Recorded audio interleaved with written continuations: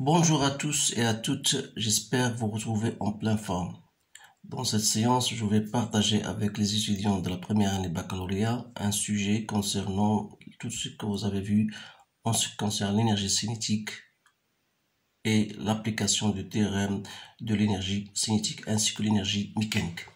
Donc voilà, le sujet est devant vous, vous pouvez stopper votre vidéo et vous lire bien sûr les questions d'une façon assez lente et répondre aux questions posées. Voilà, on considère un corps solide S de masse M0,4 peut se déplacer sur un rail ABC qui comporte deux phases. Une partie AB rectiligne et horizontale, AB égale à 2 mètres. Une partie BC inclinée d'un angle alpha, 30 degrés par rapport au plan horizontal, BC égale à 3 mètres. On prend le plan horizontal, passant par le point C comme état de référence de l'énergie potentielle, c'est-à-dire que l'énergie potentielle au point C égale à 0. Donc, le mouvement de S, premièrement, se fait sur la partie AB sans frottement.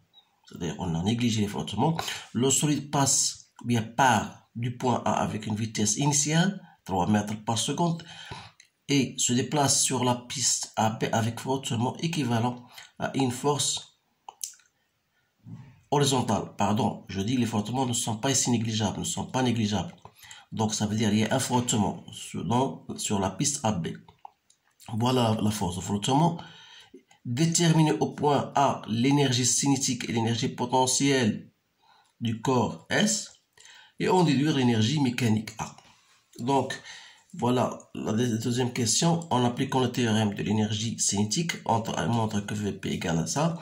Calculer sa valeur. Calculer la variation de l'énergie mécanique entre A et B par deux méthodes différentes. En déduire la quantité de chaleur libérée durant ce déplacement. Deuxièmement, le mouvement S se fait maintenant, on néglige les frottements, on vous demande de montrer que la vitesse en C égale à cette expression-là. Calculer sa valeur. Détermine au point C l'énergie cinétique potentielle ainsi que l'énergie mécanique. Mais en réalité, on vous dit en fin de compte que le mouvement de S sur la piste PC se fait avec frottement et le solide S arrive au point C avec une vitesse V'(C) 5 mètres par seconde. Alors dans ce cas, vous allez déterminer l'intensité de la force de frottement sur la piste BC. Alors là, je vais commencer bien sûr à répondre aux questions. La première question, on vous dit, voilà, déterminer au point A l'énergie cinétique potentielle et en déduire l'énergie mécanique. Voilà, je vais enlever tout ça. Je regarde la moitié. Donc, l'énergie cinétique au point A, vous avez votre formule, c'est 1/2 mVA au carré. Donc, vous faites votre application numérique. C'est simple. Donc, vous allez trouver 1,8 joules. Donc, l'énergie potentielle en A, donc c'est mgz en A, plus une certaine constante. Alors là, il faut faire très attention à cela, parce qu'on vous dit qu'on a choisi l'état de référence, le plan passant par C, c'est-à-dire que l'énergie potentielle en C égale à mgc plus une constante. Et comme zc égale à 0, ça veut dire que cette constante-là égale à 0. Alors, on revient de dire c'est mgza. Alors, ZA, d'après la figure que vous avez devant vous, ZA, c'est cette distance-là. Voilà l'origine du repère.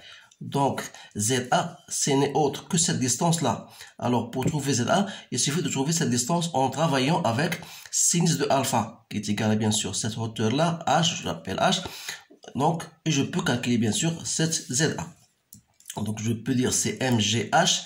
Alors, en travaillant par sinus de alpha, qui n'est autre que H sur BC, je peux déterminer donc l'énergie potentielle en A. C'est MGH. H, c'est quoi? C'est BC sinus de alpha. Voilà l'énergie potentielle. Donc, l'application numérique, c'est tout à fait simple. Vous avez votre calculatrice, vous faites votre calcul, vous allez trouver 6 joules. D'où l'énergie mécanique. C'est quoi? C'est la somme de l'énergie cinétique et de l'énergie potentielle. Donc 6 plus 1,8, ça donne 7,8 joules. Maintenant, je vais passer à la question suivante. En appliquant le théorème de l'énergie cinétique, montrez que cette vitesse VB égale à ça. Donc, vous savez que le théorème de l'énergie cinétique, on veut dire la variation de l'énergie cinétique entre deux instants, entre deux points A, B, n'est autre que l'énergie cinétique finale, c'est-à-dire en B, moins l'énergie cinétique en A. Cette variation n'est autre que la somme algébrique de tous les travaux qui s'appliquent entre A et B, à savoir le poids et force de frottement. Voilà. Donc, le travail de poids égale à 0. Pourquoi? Parce que le vecteur du poids est perpendiculaire au trajet AB. Donc, il reste seulement le travail de la force de frottement. D'où, on a l'énergie cinétique en P, c'est quoi? C'est 1 demi M VB au carré, moins 1 demi M V A au carré, égale travail de la force de frottement. D'où, donc VB, c'est quoi? Donc VB au carré, c'est-à-dire je dois multiplier par 2 et diviser par M. Donc ça me donne VA au carré plus 2 fois travail de la force de frottement. Vous savez que c'est moins F A B, puisque F et AB sont de sens contraire. Donc ça reste quoi? Donc ça reste ici moins 2 F AB que je divise par M. D'où V de B égale. Donc c'est la racine de tout ça. Donc c'est VA au carré moins 2F AB sur M. Voilà la vitesse en B. Donc il suffit de faire votre calcul. J'ai fait mon calcul, j'ai trouvé 2 mètres par seconde. Alors je me demande pardon si cette valeur n'est pas exacte, mais ce qui m'intéresse à moi le plus, c'est la méthode, comment trouver la vitesse, bien sûr, en point B. Voilà, j'ai terminé donc la première partie. Je passe à la seconde partie. Voilà. On veut dire calculer la variation de l'énergie mécanique entre A et B par deux méthodes différentes. Alors là, la première méthode,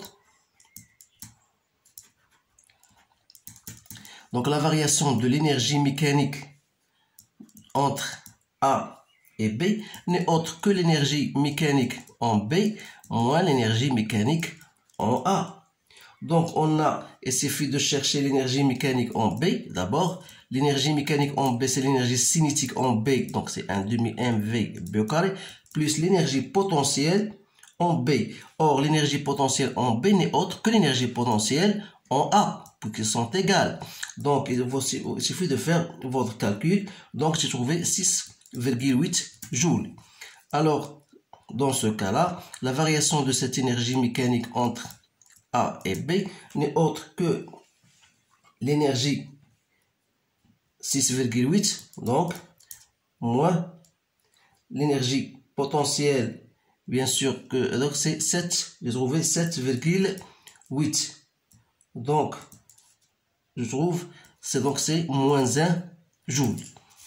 Donc, la deuxième méthode,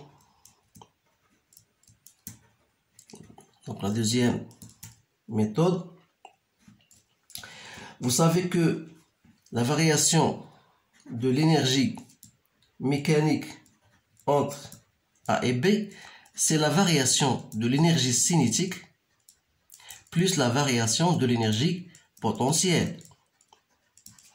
Donc, soi-disant, c'est 1 demi mvb au carré moins va au carré plus la variation de l'énergie potentielle. La variation de l'énergie potentielle, c'est-à-dire l'énergie potentielle en B moins l'énergie potentielle en A. Vous savez que l'énergie potentielle en A, c'est la même que l'énergie potentielle en B parce qu'elle se trouve au même niveau. Alors là, voilà, elle se trouve au même niveau, A et B. Donc, on va dire que cette différence d'énergie potentielle entre A et B égale à 0. D'où la variation de l'énergie mécanique n'est autre que 1 demi, la masse c'est 0,4, la vitesse en B c'est 4 et la vitesse en A c'est 3,4, là ça fait 9. Donc vous allez trouver moins 1 joule bien sûr. Voilà, donc les deux résultats sont identiques bien sûr. Maintenant, voilà, en appliquant, d'abord, on déduire la quantité de chaleur Q libérée par, bien sûr, libéré durant ce déplacement. Donc, vous avez bien sûr une formule que vous connaissez, c'est que cette quantité de chaleur-là n'est autre que moins la variation de l'énergie mécanique entre A et B, donc c'est 1 calorie. La chaleur toujours en calories. Maintenant, je passe à la seconde question. Donc, le mouvement de S sur la piste BC, les frottements sont pas négligeables. On a bien répondu à cette question.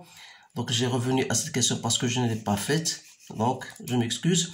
Donc, maintenant, déterminer au point C l'énergie cinétique, l'énergie potentielle, ainsi que l'énergie mécanique au point C. Donc, l'énergie cinétique au point C, vous appliquez votre formule, c'est 1 demi mvc au carré. C'est facile. Donc, il suffit de... Est-ce qu'on a bien montré cette énergie cinétique? Donc, j'ai sauté la question, bien sûr, celle-ci. En appliquant le théorème de l'énergie cinétique entre B et C, montrer cela. Donc, il faut montrer d'abord cela. Donc, vous savez que la variation de l'énergie cinétique entre B et C, c'est 1 demi mvc au carré moins 1 demi mvb au carré. Donc, cette variation de cinétique, c'est le travail du poids entre B et C plus quoi? Le travail de la force de frottement entre B et C. Alors, puisqu'on a négligé la force de frottement, les frottements sont négligeables, donc cette reste 1 demi mvc au carré moins 1 demi mvb au carré n'est autre que le travail du poids, c'est-à-dire c'est mg zb moins zc. Alors là, zb moins zc n'est autre que cette altitude h qui est égale à bc sinus de alpha. Donc c'est mg bc sinus de alpha, d'où vc au carré, c'est vb au carré. Je dois multiplier par 2 et diviser par m, donc 2gbc sinus de alpha, c'est-à-dire que VC n'est autre que VB au carré plus 2G BC sinus de alpha. Voilà, c'est bien notre résultat. Donc, je reviens à la question déterminée au point C. Donc, l'énergie cinétique au point C n'est autre que 1 demi mvc au carré. Bien sûr, vous faites votre calcul pour VC. J'ai trouvé 5,8 mètres par seconde. Donc, l'énergie, donc ça va vous donner 6,8 joules. Vous avez fait votre application numérique. Ainsi, l'énergie potentielle en C égale à 0. Pourquoi? Parce que le plan passant par le point C est choisi comme état de référence. Alors, l'énergie mécanique en C, qui est la somme des deux énergies, donc ça va vous donner l'énergie 6,8, l'énergie mécanique. En fin de question, la question C. La question C, en réalité, le mouvement au-dessus sur la piste, donc il y a un frottement. Donc, déterminer les changements de vitesse. Toujours, on va appliquer la variation de l'énergie cinétique entre B et C. Ça sera 1 demi m v prime c au carré moins 1 demi m vb au carré, qui est égal au travail du poids entre B et C, plus cette fois-ci le travail de la force de frottement qui n'est pas négligeable. Alors là, vous faites bien sûr les calculs nécessaires, vous avez tout, vous avez la vitesse de C, vous avez la vitesse de B, le travail on a déjà calculé, donc il reste le travail de force de frottement. Donc je déduis donc le travail de F n'est autre que la variation de l'énergie cinétique de B vers C moins le travail du poids. Donc, je vous laisse le soin de faire vos calculs. La variation de l'énergie cinétique, voilà, c'est 1 demi mvc prime au carré moins 1 demi mvb. Vous avez toutes les valeurs numériques. Donc, il reste, il suffit de faire votre calcul. Donc, j'ai trouvé d'abord le travail de la force de frottement. N'oubliez pas, c'est quoi? C'est moins F au ABC. Alors là, je déduis que F n'est autre que moins le travail de F le long BC que je divise par BC.